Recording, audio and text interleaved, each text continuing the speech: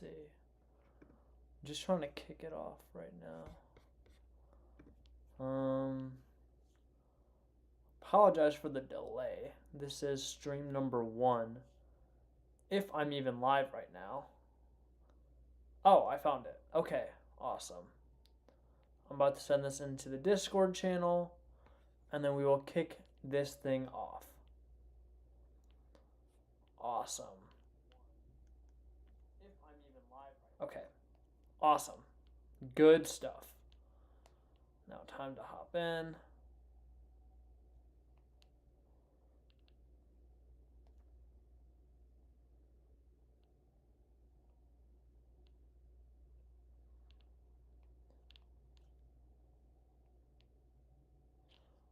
All right, let's get underway. So I'm going to go back and forth. I will select all the picks here.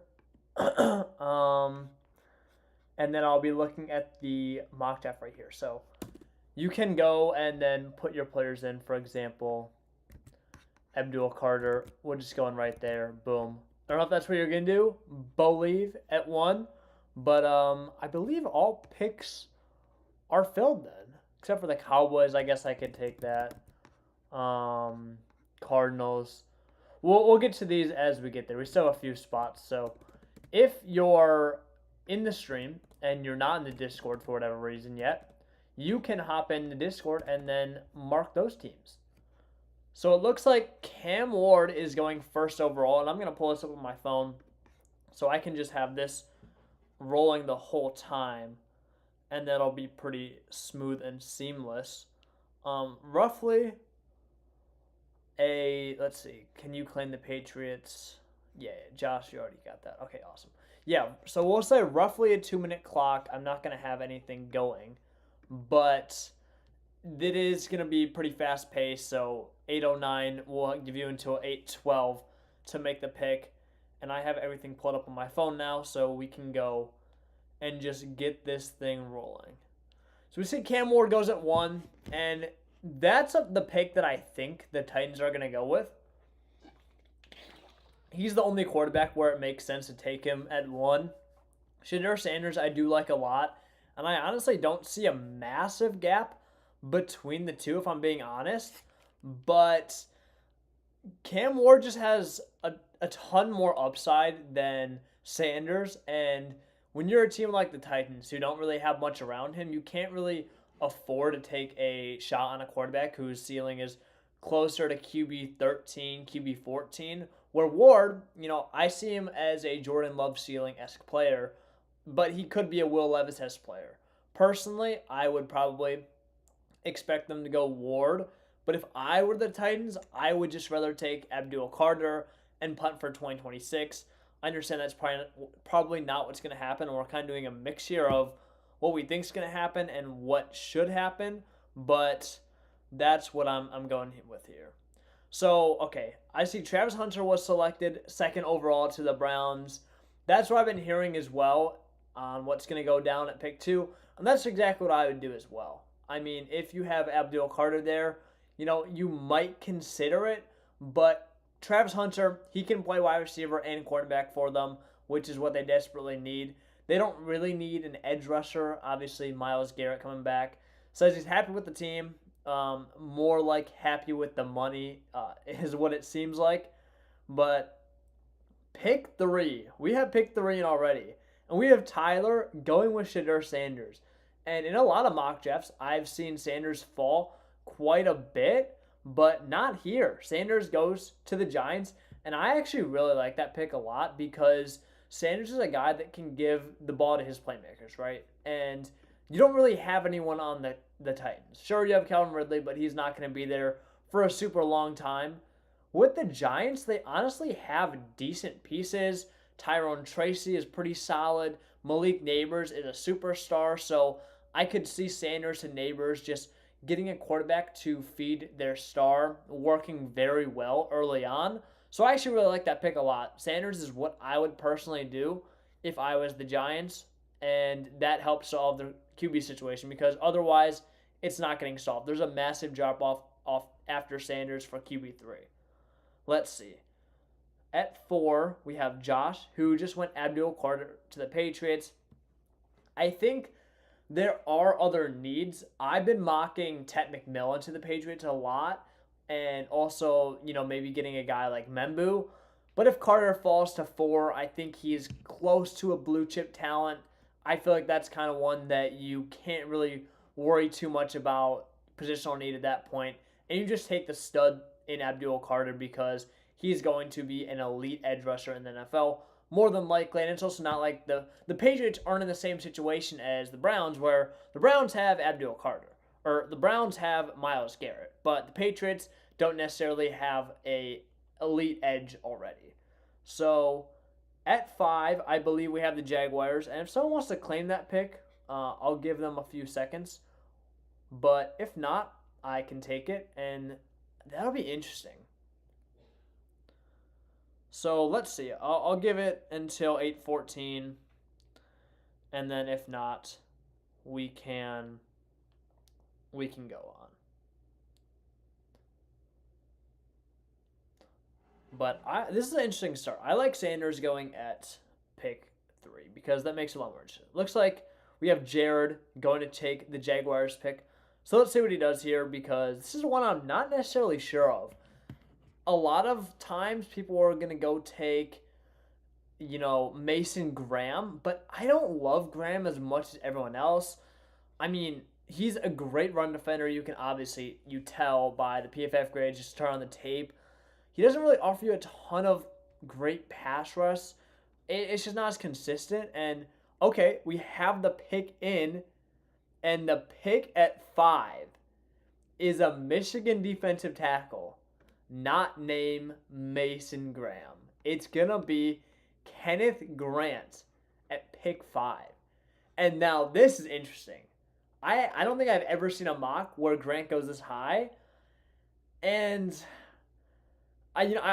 we have Jared writing up here as well what his thoughts are on taking Grant here, because I would really like to know. Even though I'm not super high on really anyone here, Kenneth, it seems a little high. I would go Ted McMillan before I went Grant. I would still go Graham over Kenneth Grant fairly easily, but it's not that I like Grant as a player. I think he is in play after, starting at 11, and he should probably not make it past the Bengals. 5 is a little rich for me. I'm interested to hear what you guys have to say. If you can drop it in the YouTube chat, let me know and I can read those live. But I will give you a chance to defend your pick. He's still going a little bit. If someone wants to take the Raiders as well, they are on the clock at 6. I'll give that another minute. Otherwise, I could take that pick as well. I'm just waiting for my guy, Jared, to defend his Kenneth Grant pick. This is a spicy mock. I like it a lot.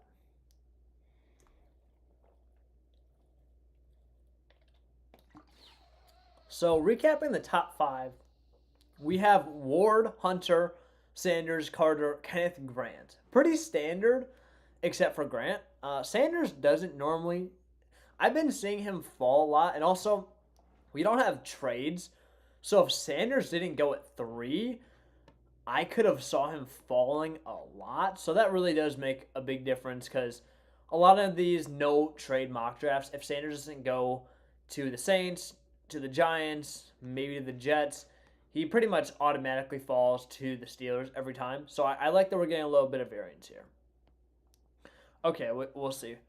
We have Josh also taking the Raiders, and he is going to take Ashton Jeanty at 6, which breaks my heart as a Bears fan. I have, Jeanty as my pretty clear number 1 target at 10, but I don't hate the pick for the Raiders. I'm personally not as high, and maybe I'm just a little biased because I want the Bears to get Jeanty so bad, but I'm just in the camp that running backs have such a short lifespan, and I would rather have a receiver. I have Ted McMillan as my number 1 skill player in the class over Jeanty, and that says more about Ted than Jeanty. I think Jeanty's still amazing. I just worry that But I don't see the Raiders becoming a playoff team or coming close to competing in the next 1, maybe 2 years. And 2 years for a running back is a massive deal. So that does bother me just a little bit. Now, we get the Kenneth Grant write up right here. And I'm going to read this out for what Chunky said. Now, he said, Kenneth Grant. Though offensive tackle is in play, I feel the overall play of both tackles are fine since both Little and Harrison are young and have upside. With the FO investing two high picks, front office investing two high picks on later defensive tackles this draft in Jefferson Smith, Grant fills the role of a pass rushing nose tackle that they wanted to have with Hamilton before he fell off due to injury. That's a good point because Grant is definitely I think he offers more, even though it doesn't necessarily reflect it in PFF. I think he does offer more pass rush upside than Graham, which we were kind of talking about. Anyway, going back to what he was saying. With their GM emphasizing the trenches, Grant does fit the position group the team is aiming for and could be an interesting setup piece to open up one-on-one opportunities for everyone on that line. Armstead, Smith, Walker, Allen, in a similar role to what players like Vita Vea and Dexter Lawrence do for the defensive line. I like the write-up. I thought you defended your pick very well, and when you're saying that, it kind of makes me, I can see the argument about taking Grant over Mason Graham. I don't think this is ludicrous at all. I think Grant is very good. I think Graham is a bit overrated. So, you combine that and you meet somewhere in the middle, and at that point, it's pretty fair game. So, Genty as well. His argument for taking this is Genty is the second best player in the draft, in his opinion. I think the Raiders take best player available to pair with Bowers, who's a top 2 tight end in the league. Don't think he's 2. He's probably 1, in my opinion. Genty and Bowers with Myers is a great trio. I also like Myers a ton. I think he's very underrated. Genty running the rock and Geno throwing passes. I see the Raiders being a sneaky playoff team.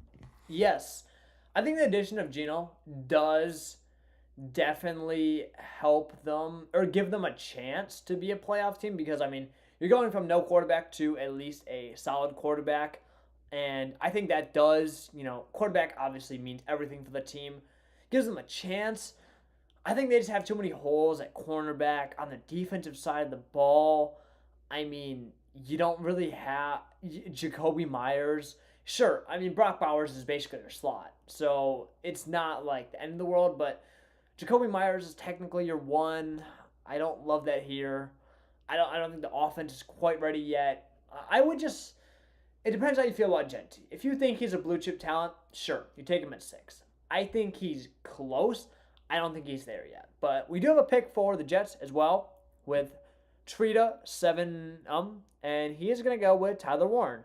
And I like Warren. I think he's a good player, but he's not sizably my tight end 1, so I'm letting him fall a bit because I think Colson Loveland is right up there. I'm also super high on Harold Fannin, and I like the value you can get on him later.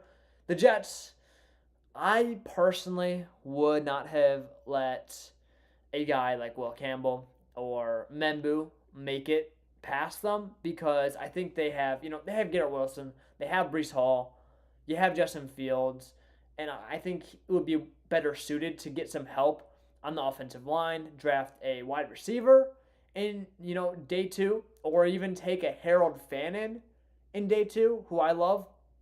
So, but I get the argument. I think Warren is very good.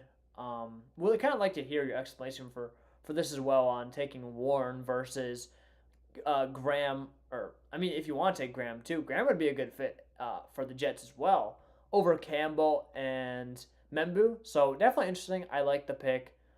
It's interesting. I think it's a fine pick because I think the Jets need to address tight end in this draft. I'm just not necessarily sure it has to be in round 1. So we have a few more picks. I will read these over, and I believe I am also on the clock at 10. So at 8, we have the Panthers taking Will Johnson, and I absolutely love this pick. Rocky, you are a legend. I think Will Johnson is falling way too far after that injury last year. Will Johnson, we'll pull up his PFF grade. Only 6 games played in 2024, but that 2022 season, he was magical. 2023 as well, I think he played much better. The tape was so much better than a 78.9 PFF grade. And when I was listening to the the NFL Stock Exchange podcast as well. I thought they brought up a really good point about how DB is, a position where you'll go back and forth. They brought up guys like Sauce Gardner, where he had an amazing rookie year, had a kind of a rough year too. But DB is a position where you're naturally going to get beat. It's going to happen. It's how you bounce back, and I think Will Johnson is one of the only corners in this class, and it's a pretty big teardrop who could be a cornerback one lockdown type of guy. I don't want to keep you guys waiting too long, so I'll read off number 9 real quick. Mason Graham. I think it's a pretty obvious choice when he's there. But for the Bears, now this is a tough pick. I'm really stuck between Will Campbell and Membu. Now, let's actually see. I did a top 5 targets list for the Bears. I write for a sports media company called The Right Way Sports Network, and I did my top 5 targets. Now, I know Genty was at 1, and I did a ton of research into that article, so let me see, because it's so back and forth. I don't have the chat pulled up, but let me know what you guys would do here, because I absolutely would love to hear. I think it has to be Campbell or Membu. Also, Mike Green. If it's what I would do, I know what I put now. I put Mike Green. The Bears probably aren't going to take him because of the off-the-field stuff, and from when I was at the Combine with media credentials, it sounded kind of rough. I'm going to go with... So do I do what I would do, or do I do what the Bears would do? Because the Bears aren't taking Mike Green. I mean, let's get a comment in the chat if we can. What I would do or what the Bears would do. I'll say I don't want to waste any more time. I'm going to go what I would do for this first mock draft, and that's going to be taking Mike Green at pick 10. I think the talent from Mike Green, let me throw it in the chat real quick. Throw it in here. Oh, not bad. Mike Green, edge, Marshall. All right, Toxic, you are officially on the board. I think Mike Green is unbelievable. Had a chance to see him up close and in person at the Senior Bowl as well, and, I mean, he dominated. He is so quick. His bend is unreal, and there's just not – I think when you get past Green, he's that good to where it's a pretty big drop-off, even when you get to Ezraku and James Pierce, who I both wouldn't mind for the Bears if they traded down. Ezraku, I could actually stomach them taking at 10 as well. If somehow Campbell, Membu, Green, and Genty were off the board. But, I mean, Green is a stud. You see the stats here. 17 sacks last year, even though it was against pretty poor competition. You're playing at Marshall. What he does translates. It does. His run defense was great. His pass rush is what's going to give him the calling card. I would not be shocked if Mike Green puts up 10 sacks in year 1. It would not shock me in the slightest. He is that good of an edge rusher. He is that talented, and he can really do anything you want for, on the edge. Now, I have Mike Green. We have Toxic at pick 11 with the 49ers, and it's also very notable that Tet is here. Tet Will Campbell. I would have to say Will Campbell would be the pick because that offensive line needs some help badly now.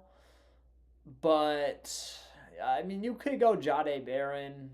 They don't really need the help there as much as line, though. I mean, I feel like the pick at this point has to be Campbell.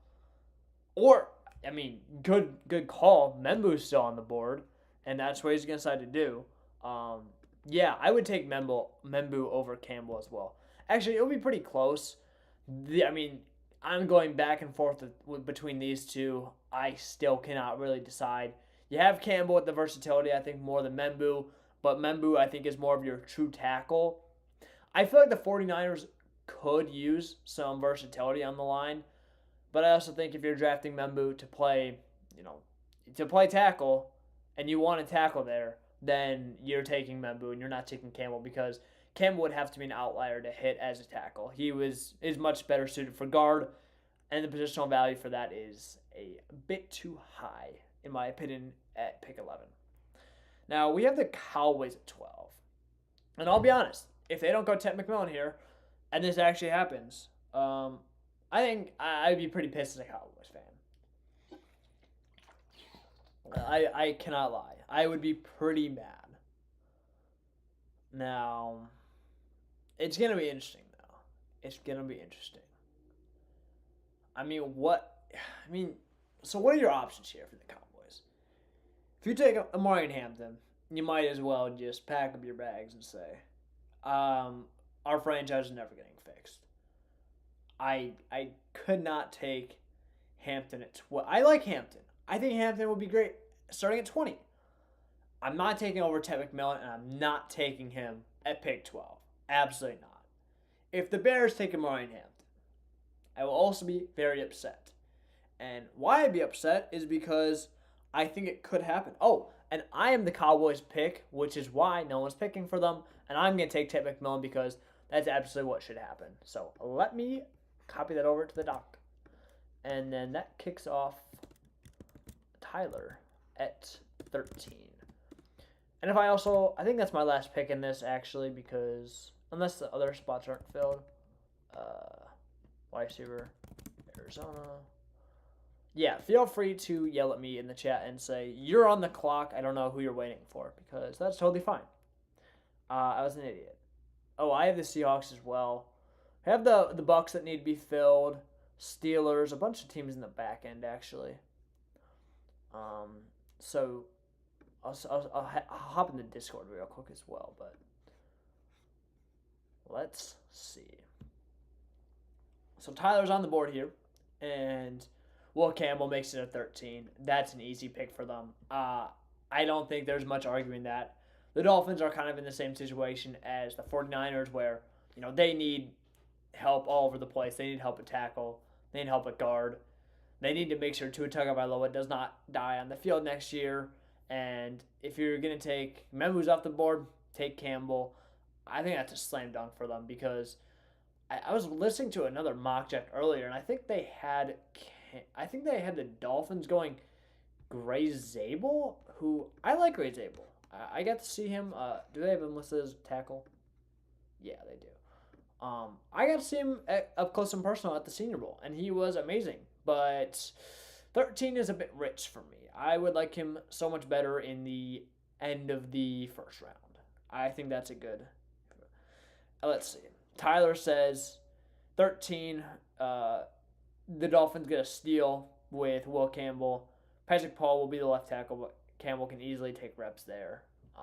And I'm going to assume he's going to say he can play guard as well. Jade Bear. Okay, so I think now the board is pretty much shaken out to about what you'd expect. You have Barron. I mean, this is like at 14. This is kind of what you would expect. Campbell was the last one that really took a fall, but after that, it seems pretty standard. So we have Nape here with the Colts, and he's going to take Colston Loveland. And I love this pick, no pun intended. The Colts need a tight end. I mean, they've been looking for one for so long. Mo Alley Cox, he was injured for 2 seasons in a row. I don't even know what happened there, to be quite honest with you, and how that's possible. But the Colts need some help at tight end. And, you could say I was kind of against. I don't think that tight end is a position that they necessarily need to reach for if Loveland's not on the board. I mean, obviously you're not taking Loveland or Warren, but my point is that I think they have solid weapons. They have Josh Downs, who I think is a very good 2-3. They have Pittman, who I think is being a bit slept on, even though I didn't really like Pittman last year, just because, he had a back injury last year, was playing through it. They gave him the contract. He's looked good prospect coming out of USC. I don't think he was ever a good 1. I would have liked him better as Pittman as a 2 and then Downs as a 3, but I think he's a serviceable 1. Then you have A.D. Mitchell, who I know a lot of people in the draft committee liked. I didn't really like him as much, but still, the talent is there. And you have Alec Pierce as well, who played a pretty good season last year as a deep threat. So it's definitely a they don't really have a clear stud, which I think Loveland gives them a matchup nightmare at tight end. But I don't think they have. If, for example, we'll say, let's say, if a Campbell fell here, yeah, I would much rather take Campbell. If Mike Green fell to the Colts, yeah, I would take Mike Green. But I think in this situation, you're looking at some of the best talent available to a position of need, and that would be a good fit for Loveland here. Yeah, and it also brings up a good point that Richardson and Dane. It actually seems like crazy now that we're talking about a potential competition with Daniel Jones. I mean, I don't know if that tell. I don't know why Daniel Jones is honestly getting more shots in the NFL. He's had more. I get he's with the Giants, but I mean, come on. Trey Lance has had 5 starts. Daniel Jones has had what, 40? I get situations are different, but it's not one that makes much sense to me. If you really want to put a competition on Anthony Richardson, you might as well just trade him at this point because you clearly have no faith in him. And if you think you need someone to push him, that also is kind of a big issue as well because that says a lot about his character. Now 15, we are waiting for Toxic to pick on the board. Checking on the chat. Looks okay. Yes, Tyler, we are writing a paragraph. Could definitely clean up this thumbnail a little bit. I don't like how the yellow came out, but let's see how many people we got in the chat. Let's see if we got anyone in here. 8 people listening live. If you are watching, if you're part of the Discord, please subscribe to the channel. Because, for example, we're going to be trying. The goal of these is to go live almost every day leading up to the NFL draft. And then, obviously, we're going to have a ton of draft content going into next year. Recaps for 2025. Summer scouting for 2026. Similar to my boys at NFLSC. But I say that because if we get into a draft and you see we're live, a lot of times our community is not the biggest to where all of our spots are going to be filled. I mean, you can see right here on the dock, we have 1, 2, 3, 4 spots at least that still need to be filled. So if you didn't get the memo, you weren't on Discord, but you see we go live, you can hop in, claim a team, and still make your pick.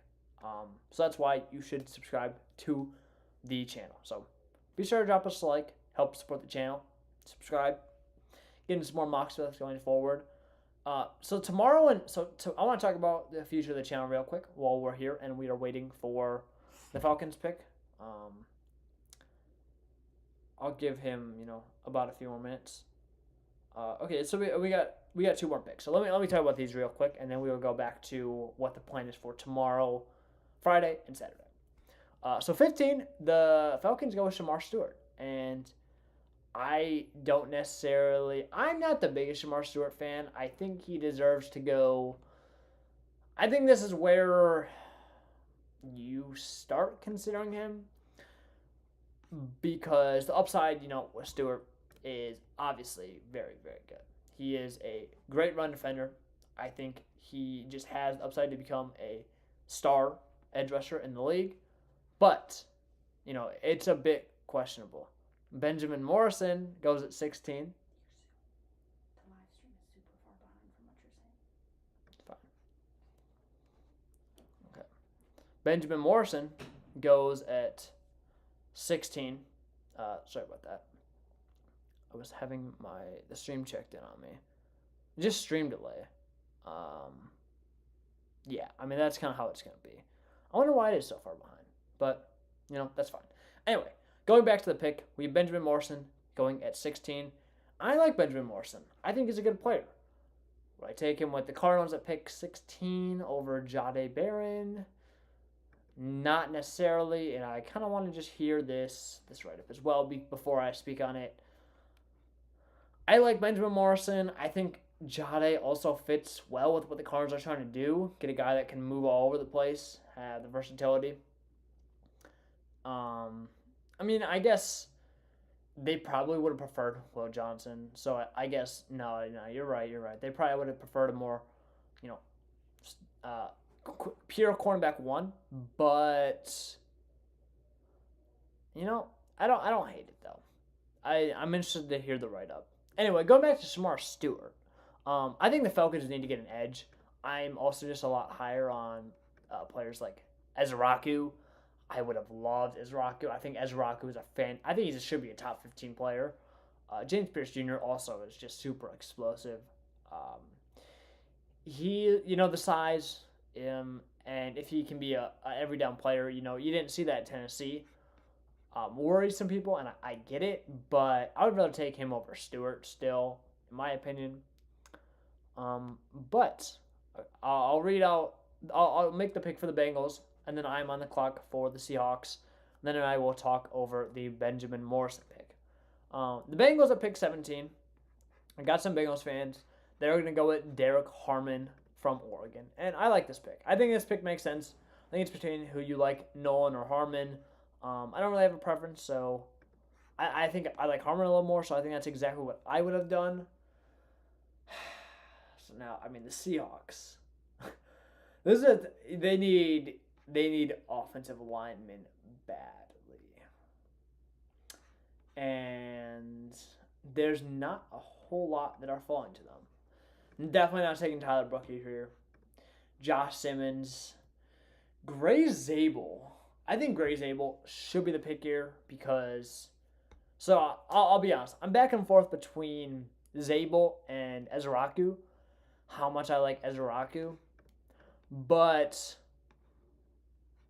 I have to go Zabel because I would much rather. I think the options I have here, right, is I can go Zabel and then I could get an edge in round 2, like a Landon Jackson, Princely, or Brady Swinson.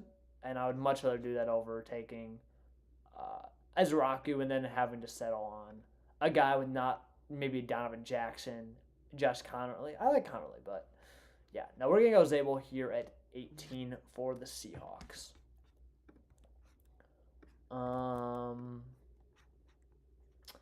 Yeah, let's drop this in the chat. Gray Zabel. OT. North Dakota State, I believe. NDSU. Yeah, NDSU. Okay. So Chunky is on the clock for the Bucks, and we'll go back and talk over this Benjamin Morrison pick to the Cardinals. Let me get some water real quick. So this is Jared's pick as well, and he goes Benjamin Morrison with info on the hip injury, coming back positive and having minimal long-term impact, which is great. It was a hip labrum injury. The Cardinals get their cornerback 1 in a secondary that lacked talent after investing heavily on the defensive line this offseason. If healthy, Morrison, in my opinion, would have been in the argument to be a top 10 pick and the second best defensive back in the class. I do like the other corners on the board, but I feel like Morrison has true number 1 ability due to his pure coverage ability in man and zone. I honestly think you defended your pick very nicely. And originally, I don't know why I was kind of thinking like the Cardinals would want a guy that can move and be much more versatile rather than a lockdown cornerback 1, but I must have been getting something mixed up because that's absolutely not true. They would have loved Will Johnson, and he falls here sometimes. So I think Morrison's a similar archetype. I think that pick makes sense. Now, at least I think, and at 16 is not too crazy high either. So I don't hate that pick at all, actually. It's a solid pick. Let's see what we got here at 19. And we have a Chargers team that needs to be claimed, FYI. The Buccaneers, we have Chunky, and they're going to take, this makes too much sense. Malachi Starks. I don't really need to explain this one. This is a sprint to the podium pick. They need help there. Starks also is probably top. I think his talent is higher than 19, on a big board, but I think it's a great pick for the Bucs. Now 20, the Broncos are going to take Jalen Walker, linebacker out of Georgia. And I like Walker a decent amount. So the thing with Walker is you're not going to play him a linebacker. He has to be if you're using a top 20 pick on him, you're drafting him with the hope that he can be an elite edge rusher in the NFL, right? I mean, we saw a flash of that, and it just wasn't as consistent. But I think at 20, that's a good place to pick. I would just not. It's tough. I don't think Walker is a player where I could see him falling lower than this. I don't think this is where the Broncos say I have to get this player because he's fallen way too far. I would rather take a wide receiver and Luther Burden. I would rather take Ibuka. I would rather take Golden. I would rather take Hampton. Like I think the thing with the Broncos is I think Bo Nix is getting underrated for what he did last year. He's not a flashy quarterback, but I mean he looked really good as a rookie, and he was doing this with basically no help. Cortland Sutton, who is 30 years old now, and Marvin Mims, who I think is not very good. That's it. They had no one else. They have no other weapons. They bring in Evan Ingram. He's good, not a long-term answer. He's also 29, maybe 30. He's up there. And again, Marvin Mims or no one else had more than 550 receiving yards. They need help and give Bo Nix weapons. You get your franchise quarterback help before it's too late. And if they do that, they could make a playoff push. So I don't love the Jalen Walker pick there, to be honest, just based on who's on the board. But it's not like if you're going to go defense, it's more just about a positional need. But if you're going to go defense, I think that's a fine pick there. So we have the Steelers on the board, and we have them somehow getting Jahdae Barron at pick 21, which never happens. I think this is where you say, okay, let's just stop the fall. Let's get Jahdae Barron here, and let's do it. I like that pick. I think it just pretty simple. The talent there is just, you like it. Okay, 22. We are going to go with the Chargers, and Nape takes Mykal Williams. I like that pick as well. Where did that Mykal right here. I wouldn't. It's the same conversation I just had with Jalen Walker. I don't mind it if you're taking a, defensive player, but with all it, I mean, there's so many. There's only been 2 offensive players picked. It's Tet and Genty in that tier 1, for me at least. But you need to get Justin Herbert some help. I mean, the man, as much as I think Justin Herbert's a bit overrated. The man has the talent, and he's working with nobodies. Quentin Johnson is not the answer. Josh Palmer, he needs some more help. You get your quarterback the help, especially when Bo Nix compared to Justin Herbert. I think Herbert is a good amount better than Nix. So I would just rather go elsewhere with that pick. And the Packers are going to take Emeka Egbuka. Now, I like Egbuka. And Egbuka is my wide receiver 3 in the class in a vacuum. But I don't really see him being a 1. I think he can play outside. I think he's going to thrive more in the slot. I think this adds to the problem of they have too many wide receiver 2s. And I think Egbuka's outcome, more than likely range of outcome, is going to be a high-end wide receiver 2. I would rather take Burden here. I might take Golden over him, even though I'm not as in love with Golden as most. But, I mean, again, and this isn't a bad pick either because this is closer to what I would have done. I think same position. I would have just gone for another archetype. All right, 24, we have Rocky. And while we're waiting for Rocky to pick, well, Tyler said he's won the draft, and he can play any wide receiver position, and will compete early for the Packers wide receiver 1 spot. I mean, if he's your 1, I know a lot of people don't like Tet, then sure. If you're more confident than I am that Egbuka can thrive on the outside, I see the argument. I think that's fine. Like, I'm not going to push back too hard against that. I think Burden is just better on the outside and against man. I think he unfairly gets labeled as a slot guy. more than Egbuka, so it's kind of why my pushback's there. Anyway, before we get too far deep, plans for tomorrow is we have the draft professor 32 creator, you know, guy. It's experts from Twitter all over the place, and 32 of them for a full. I believe it's like a deep mock draft. Either way, 32 different creators in a. It's more than a 1 round. I think it's more than 3 rounds. It might. I don't know if it's full 7, but it's at least 3+ rounds.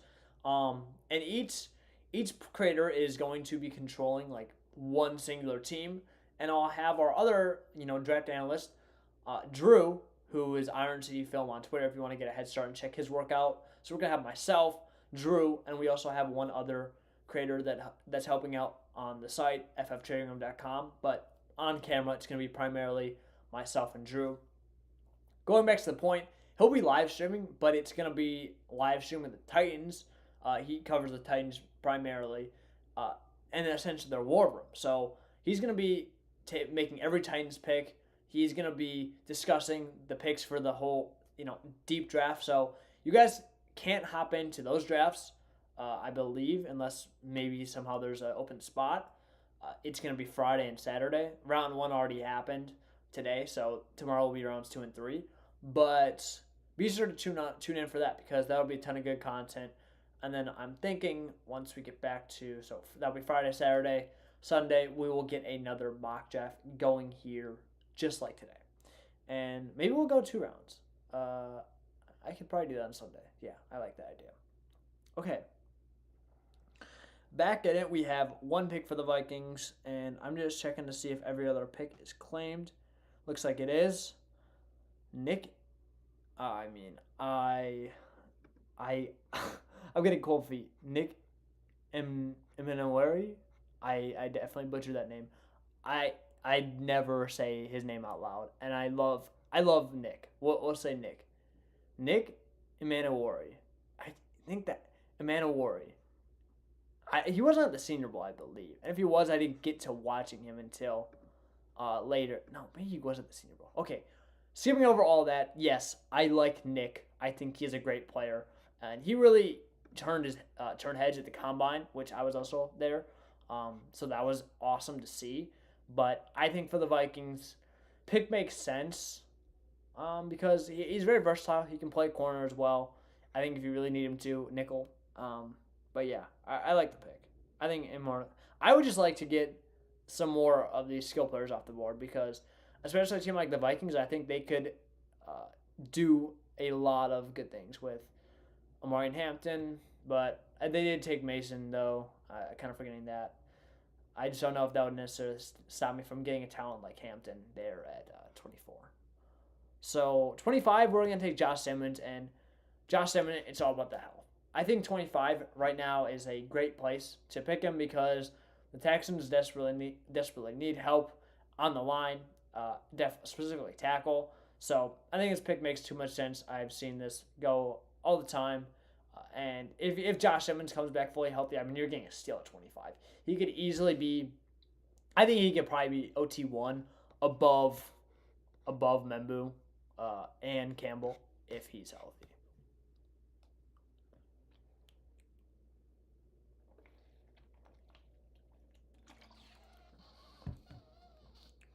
So 26. Huh. No, I like this pick. I like this pick a lot. Finally, we're getting someone, and they're going Matthew Golden. I love the notes as well for this. Just, oh boy, good luck stopping this offense. And that is exactly true. I like this pick a lot. I mean, Devontae Adams. If you are high on Golden, Devontae Adams should not stop you from picking Golden here. I mean, talk about just going in for one more push. You're giving Stafford all the weapons he could ever need in Puka, Adams, and Golden. You'd love a tight end here, but doesn't really make sense to take one. Now, the Ravens. Okay. I completely forgot Ezraki was still on the board, and that is a smash pick. Benerp, 5? I mean, you nailed this pick. Ezra falling to the Ravens would be a huge get. I think Ezraku has top 15 talent, and the Ravens need help at edge. That puts them over the edge. Sorry for the pun there. But Ezra, I mean, this would be a dream scenario. If he's not there, I mean, where do you probably go? What are the edges looking like right now? James Pierce still on the board? Yeah, I would take James Pierce as well. So this draft ended up falling very, very nicely for the Ravens. Okay. Wow, that is, bro. You are on. Okay. That's someone else. Okay, let's leave the. I don't mind. I don't mind commenting, but Chunky making some reaches. Chunky is making some plays, but I respect it. All right, let's leave the comments. Toxic tornadoes. Let's put the comments in the YouTube chat, not in our purchase document. Oh yeah, I have. You guys are. If you're not in the Google Doc, you're waiting in suspense for the pick. Jalen Milroe goes to the Lions. Now, I'm not gonna give my thoughts first. I will just read what Chunky wrote because it's a long one too, and yeah, we'll go from there. The Alabama first round trend continues, a controversial pick for sure. Yeah, it's a bit of an understatement based on the reactions I saw. But, I mean, okay, yeah, I was going to say, but I also saw Tyler Shuck go at 33 to the Browns in another mock. So, how off base really are we? And you also got a first round draft invite. So, is it really that off base? Not sure. Anyway, but as a Lions fan, so you're a Lions fan, and you want Jalen Milroe, even though Jared Goff is 30. Again, I just, giving some pushback here. As a Lions fan, you can see it. Okay. All right. No more no more interrupting. I'm just going to read this straight out. Maybe a controversial first pick, but as a Lions fan, you can see it. With Milroe being one of the few quarterbacks we interviewed, the Lions, and the fits with the team culture due to his high character, yeah, he seemed like a good guy at the Senior Bowl. The team is clearly high on what Milroe can be if given support by our staff. Though Goff is certainly not bad, we clearly can see that he does limit the ceiling of a team. It's going to get worse as guys have to get hefty extensions. J-Mo, Hudson, Gibbs, Branch, Joseph, etc. That's a good point. I like that point a lot, actually. He's one of the worst off-script quarterbacks in the league, and we saw that what happens when you have to ask Goff to generate offense when the team cannot run the ball when behind, and cannot rely on play action. Milroe is risky, but if the staff believes they can have him reach his ceiling, then Milroe would be worth the pick as a staff. Okay, with a staff. As the staff with a quarterback who could be an Allen Burrow Mahomes level QB due to his physical upside as he develops, as he sits behind Goff's, and gives insurance if Goff takes a major step back without Ben Johnson. You actually, you made more good points than I expected you to be quite honest. I still don't think, here's the part that, this is not going to be other people's arguments. Other people are just going to say Milroe sucks. But if you want to shoot for upside, you have Hendon Hooker on the bench, who hasn't really played, I don't think he's played a single game with the Lions, at least of importance. And he was a third-round pick who probably could have been a first-round pick. He probably could have gone where Milroe. He probably could have been at pick 28 had he not torn his ACL. I get it. He's old. The upside for Hooker is definitely less than Milroe. I think the upside for Milroe is for sure through the roof. I mean, he's a physical specimen. But, I mean, I just don't really see it when you have. I would just much rather take James Pierce on the board, right? Yeah. I'd easily take James Pierce. Jahad Campbell would easily be the pick for me. But I respect the opinion. You made some good points, though. I think especially when you're talking about guys that are, you're going to have to start paying guys, and that's, you're not going to have maybe as many players, as many playmakers, and you have to be the playmaker, and you can't be. That's a good point. But even so, I still wouldn't have done that. Commanders are going to go with James Pierce. I think that's a smash pick there. They need some help on the edge, and Pierce, I think, is probably a top 15 to 20 player, in my opinion. This is essentially finished off with Rocky on the Bills.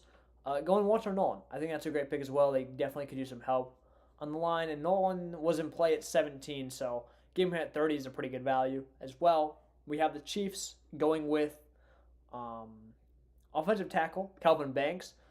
Calvin Banks has kind of been a big fall. I mean, Calvin Banks, as a Bears fan, I remember people were saying Banks is the pick. He was in there because there was, Banks for Campbell before, and Membu was way down before he had that big combine. But I think that pick makes sense. It's how you feel about Banks versus Connerly. I would probably take Banks as well. So then the explanation for this one was, did you watch the Super Bowl? Mahomes gets a young tackle to build his line for the next chapter of his dynasty. Yeah. No. Well said. And last pick, before I take the pick, I want to see who's still on the board. They're going to go Jihad Campbell. And Jihad Campbell, I don't know. If the Titans get Jihad Campbell, you might as well just skip this year right to 2027 because they're winning the Super Bowl. He should not fall this far. This would be such an Eagles move to see. Burden and Hampton both falling out of round 1 is definitely interesting. Xavier Watts. Other than that, there's not too much. Rebel falling out of round 1 is kind of a surprise. I've seen him, but he kind of has been creeping up. So mainly just Burden and Hampton. It seems like in a lot of spots where teams could have went offense, mainly Nick, mainly Jalen Walker, Michael, and Jade Barron's on falling. They went defense instead of offense, so I get it. But yeah. This is a great mock draft. I really enjoyed this. And let's go over. I'm going to go over the picks and, talk these over real quick, and we'll end the stream off. Going to be, at least for the time being, really, someone's a middle to the Chiefs. Tyler? Yeah. Okay, buddy. We'll see about that. At this point, it's not that ridiculous. Anyway, I'll kind of just talk over the picks, what I liked, what I didn't like, and then we will round this one up from here. And see you guys tomorrow for our War Room live stream with Drew. And then we will be back on Sunday. But anyway, Ward, Hunter, Sanders, Carter, I like all those picks. Really, the only one is Sanders at 3. Varying from consensus, but I like the pick.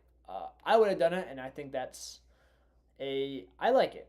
Because also, here's the thing. We said no trades, and they have Kayvon Thibodeau. And if you don't move Thibodeau, then you're kind of in a sticky situation. So if you're able to get a 3rd round pick for him, for Thibodeau, then you can move him, and then you're slotted perfectly to take Carter. I'd probably take him over Sanders, but that didn't happen here, so I think Sanders definitely should be the pick.